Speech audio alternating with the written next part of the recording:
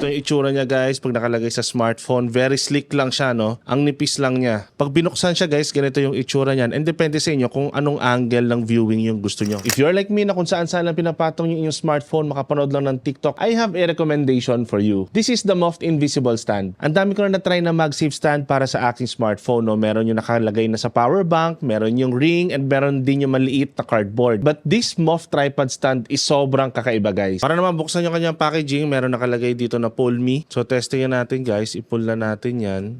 Pagka-pull nyo nun guys, makikita nyo iba't ibang way kung paano gamitin itong tripod stand. Pag alis nyo ng tripod stand guys, meron siya ditong parang ring magnet na pwede nyo ilagay sa loob ng inyong mga casing. And ito na yung ating tripod stand. Kung makikita nyo guys, ang nipis lang nito and ang liit lang niya. Para lang siyang MagSafe wallet, pero ang kinaganda nito guys, kung mas kailangan mo naman yung stand sa inyong mga smartphone, hindi ka naman din naglalagay ng mga credit card sa inyong mga smartphone, which is not safe by the way. I think mas marerecommend ko yung ganito kaysa yung MagSafe wallet. Pag binuksan siya guys, ganito yung itsura niyan, and depende sa inyo kung anong angle ng viewing yung gusto nyo. Ma-adjust nyo siya dito. And then sa part naman na ito nyo, i-adjust yung angle na preferred nyo. So magnetized ito guys. So ito yung itsura niya guys pag nakalagay sa smartphone. Very slick lang siya, no? Ang nipis lang niya. Testingin naman natin yung strength ng magnet nito guys.